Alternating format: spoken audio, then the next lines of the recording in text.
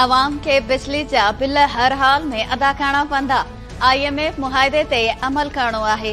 बिजली बिल्स मामले के हरू-भरू वधाए पेश कयो पियो वञे। महांगाई जरूर आहे पर एतिरी बि नाहे जो फीता रोक हड़ताल कई वञे। निगरान वज़ीर आज़म अनवार उल हक काकड़ जूं सीनियर सहाफ़िन ऐं एंकर पर्सन सां ॻाल्हियूं। अनवार उल हक काकड़ चयो आहे त बिजली बिल्स ते एहतजाज वारे मामले खे बि वधाए पेश कयो पियो वञे।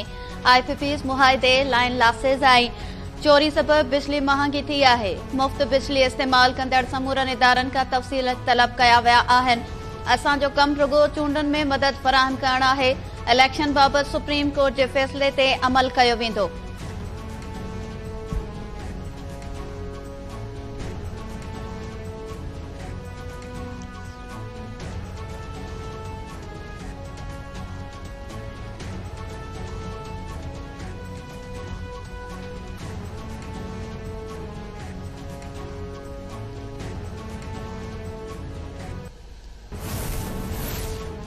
निगरान हुकूमत भी मुल्की मईशत के सहारो ॾियण में नाकाम। पाकिस्तान स्टॉक एक्सचेंज में भी शदीद बाड़ाई। सीड़पकारनि जा 180 अरब रुपया बुॾी विया। डॉलर भी मुल्की तारीख़ में पहिरियों भेरो 305 रुपयनि खां वधी वियो। पाकिस्तान स्टॉक एक्सचेंज में 1242 पॉइंट्स जी लाथ 100 इंडेक्स 45,002 पॉइंट्स ते बंद थियो। डॉलर भी इंटरबैंक में 305 रुपया 54 पैसनि ते पहुची वियो। ओपन मार्केट में डॉलर 2 रुपया महांगो नओं अघु 322 रुपया थी वियो। निगरान हुकूमत दौरान हेल ताईं इंटरबैंक में डॉलर 17 रुपया 5 पैसा महांगो थी चुको। सोन जी क़ीमत में भी 3400 रुपया इज़ाफ़ो फी तोलो 2,39,800 रुपया थी वियो। व्याज जी शरह में भी वाध जा इम्कान। बिजली की चोरी रोके 400 यूनिट्स ताईं इस्तेमाल कंदड़ वाहिपेदारनि खे कुछ रिलीफ ॾेई सघिजे थो। निगरान हुकूमत प्लान IMF हवाले करे छॾियो। IMF के मुक़रर कयल हदफ़नि जी भञकड़ी न करण जी भी ख़ातिरी कराई वई। नाणे वारी वज़ारत जे ज़रियनि जो चवणु आहे त साल 2023-24 जी बजट में 250 अरब रुपया रखिया विया हुआ, जंहिंमां बिजली वाहिपेदारनि खे रिलीफ ॾेई सघिजे थो। वाहिपेदारनि खे बिजली बिल्स किस्तुनि में अदा करण जी सहूलियत ॾियण सां बि कुझु रिलीफ मिली सघंदो।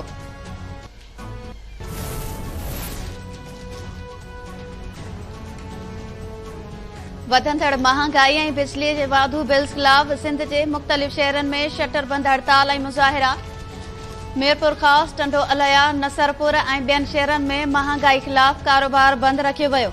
अॻवाननि जो चवणु आहे त महांगाई सबबि जीअण जंजाल थी वियो आहे। महांगाई ते ज़ाब्तो आणे ग़रीब अवाम खे रिलीफ ॾिनो वञे।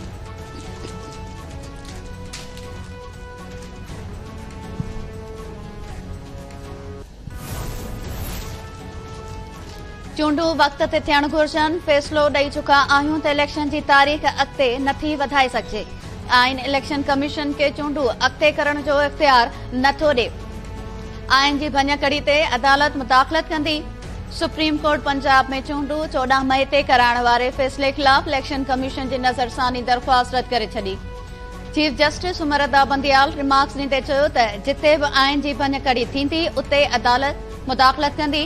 जस्टिस मुनीब अख्तर रिमार्क्स ॾींदे चयो त आइन कंहिंजे बि जागीर नाहे, कंहिंखे बि उनखे बि केरु ओरांगे नथो सघे। आइन इलेक्शन कमीशन खे चूंडुनि जी तारीख़ अॻिते वधाइण जो इख़्तियार नथो ॾिए।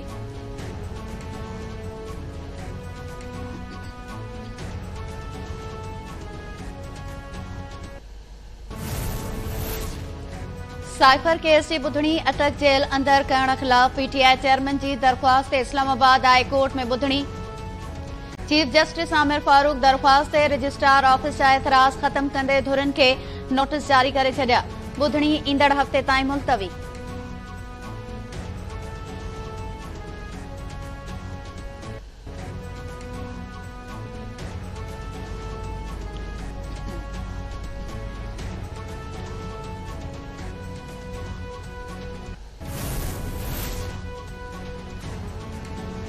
कारूंझर जे आसपास खोटाईअ वारो कमु बंदि कयो वियो आहे। माइंस एंड मिनरल्स खाते अॻी लीज़ूं रद्द कयूं आहिनि।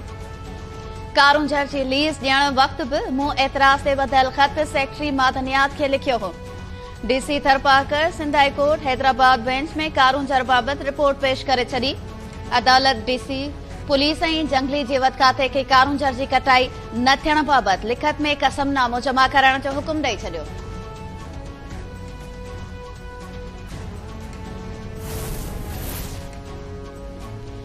सखर पुलिस 19 ॾींहं गुज़रण बावजूद सीनियर सहाफ़ी शहीद जान मोहम्मद महर जा कातिल गिरफ़्तार करण में नाकाम। निगरान घरू वज़ीर हारिस नवाज़ी हिदायतुनि बाद शहीद जान मोहम्मद महर कत्ल केस जी जांच सीटीडी हवाले।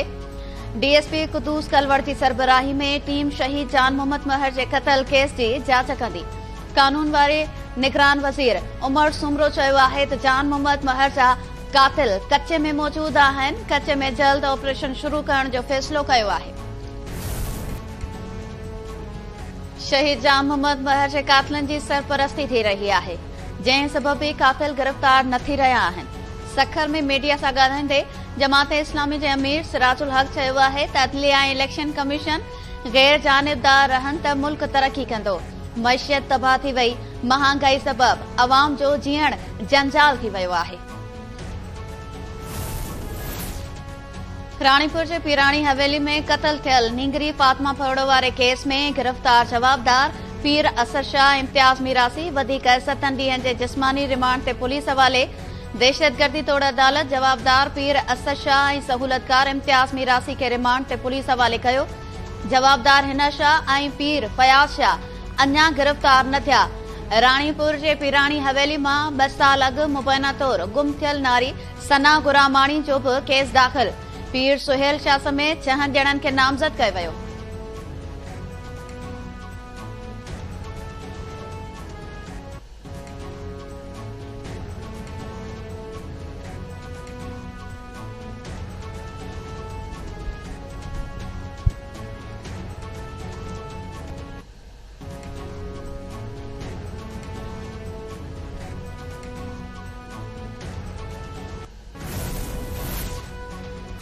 एनएचए सखर हैदराबाद मोटरवे जो कम 2 सालनि में मुकम्मल करण जी ख़ातिरी कराए छॾी। Sindh high court Sukkur bench में M6 मोटरवे जो कम शुरू न थियण ख़िलाफ़ दरख़्वास्त ते ॿुधणी थी। जस्टिस इक़बाल कल्होड़ो रिमार्क्स न आहिनि त हिन वक़्त ताईं सखर हैदराबाद मोटरवे जो कम शुरू नाहे थी सघियो। एनएचए पारां 30 सेप्टेम्बर खां कम शुरू करण ऐं 2 सालनि में मुकम्मल करण जी ख़ातिरी कराई वई। अदालत केस जी ॿुधणी 5 अक्टूबर ताईं मुलतवी करे छॾी।